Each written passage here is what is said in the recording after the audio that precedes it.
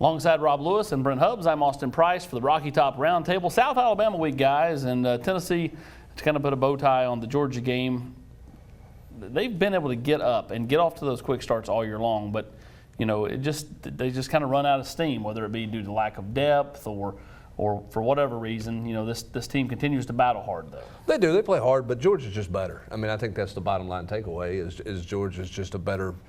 They're deeper and they're a better team than Tennessee right now. But Tennessee did some things, Rob, that you can build from.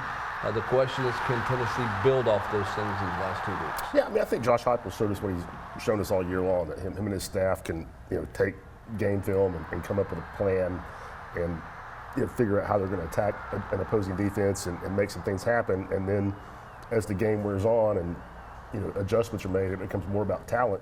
Tennessee can't keep up. Yeah, I continue to be impressed by just the fight of a group of kids that kind of had been beat down and heard how pitiful they were going to be all offseason. They just refused to believe it. Now let's flip it to the start of games. Tennessee has been incredible starting games. You talked about this, in the podcast. This was a missed shot right here that could have easily been 6. But Brent, they've been incredible in first quarters. Potentially score almost 200 points in the first quarters, and they're doing it with plays they get schemed up during the week. Well, I think 2 things, Rob. One, tempo certainly causes an issue because it takes an opponent a minute to figure it out. They think they practiced against how fast it is, but they really haven't. I think the other thing, too, is, and I mean this as a compliment, I think Josh Heupel and Alex Golesh and those guys, they're some football nerds. I mean, they sit in a room and they can draw up stuff to get people open. They've done it all year long. Yeah, I mean, the play, the video that just ran, the clip of Velus Jones, I mean, that was the second play of the game. And, I'm not an X and O specialist, but I'm pretty certain that they saw something that they were able to use motion and a formation to free him up. And he was wide, just absolutely wide open against the best pass defense. I mean, it wasn't like somebody, had a bad coverage. He was unaccounted for.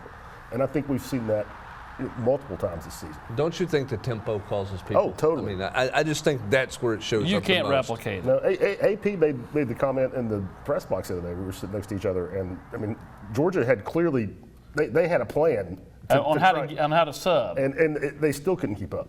Yeah, I mean, it's quite remarkable. You just can't replicate it, and it's something Tennessee just practices 365 days a year, so it's second nature to those kids. But for somebody, it's almost like you go against a team that runs wing tee or triple option. You don't see it enough to be good at defending it. So thus, when you run against it, it's hard.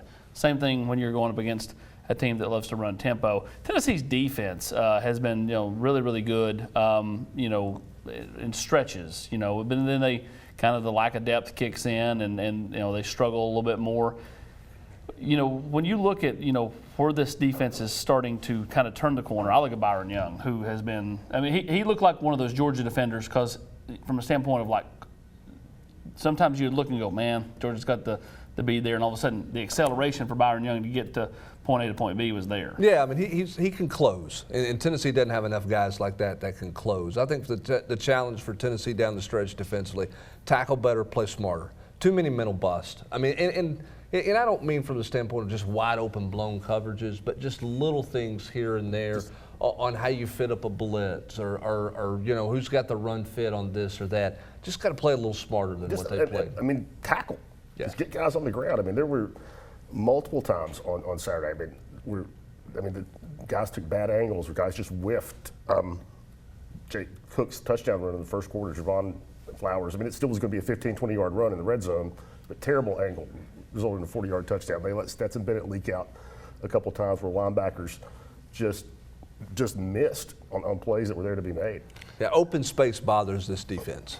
I mean, tackling in open space bothers this defense, and I think that's just an overall lack of speed, don't you think? Yeah, I don't disagree with that. Coming up this weekend, Tennessee plays a team that everybody's going to predict them to beat. South Alabama. That game's up till 7:30, so you got to kind of sit around that hotel room all day. Do you think this will be a harder one for them to get up for? I'm not calling it a trap game. Tennessee's not going to lose to South Alabama, but could they potentially have a Bowling Green type performance where it's just kind of one of those, they won by 30 points, but it was kind of ugly? Well, you feel like maybe they're due one, Rob. They haven't had a game like that. But I think this offense is can get going, and I think they can turn it. They can turn it on in a hurry and really pile up some points in a hurry against whoever they're playing. Yeah, I think that I don't think they're going to be flat. I think that they're looking forward to a game like this. I mean, they've not. It's been a grind. 3 of the past 4 games have been against top 10 teams, including number 1 and number 2 in the country. And I think these kids have fun playing football. I think they like playing for the staff. I'll be surprised if they're not up and ready to go. Chance to pad the stats, except for if you're Josh Heupel, you're like, don't throw it to Cedric Tillman. Do not throw it to Cedric Tillman. don't need those stats getting padded anymore than they already are. But I mean, you look at him; he's over 700 yards, receiving on the year, 46 catches. You've talked about it ad nauseum what he had coming into the year. He had more yards on Saturday. He had 76 more yards receiving on Saturday than he had his first 3 years on campus. I got no stat better than that. That's the best stat you're going to get right there. Here's what I'm interested to see out of this offense this week. Do they commit to running the football with the running backs? You've only had 2 games this season where the running backs have amassed 30-plus carries. And that's the Bowling Green game and the Missouri game where they were clearly trying to run out the clock and go home. Do they less Hendon Hooker run, more commitment to running the football with the running backs in this game? I'll be curious to see that. That's what I would do. Like, I'm not saying you don't run Hooker at all, but I would be limited in what you do. Like, you don't have to run Hendon Hooker in a game like South Alabama or even next week against Vanderbilt. So yeah, I mean, I would see what you got. You know what you got in Jabari Small, but see what you got otherwise, because it looks like they're going to have a remake of that running back room. We talked about this on the podcast as well, from a standpoint of like how much it changes from the beginning of the year to now. Beginning of the year, they're taking 1 running back. I can see them taking up to 3 running backs now in this class. We'll see. I mean, I want to see some. We're talking about the running back. I want to see some of these young offensive linemen play. I mean, they played a series here and there, but I mean, R.J. Perry, Jeremiah Crawford especially. William Griffin. I mean, what do you have there? Because you're losing Cade. This has not been a good offensive line at all in pass protection. What do you have coming down the pike?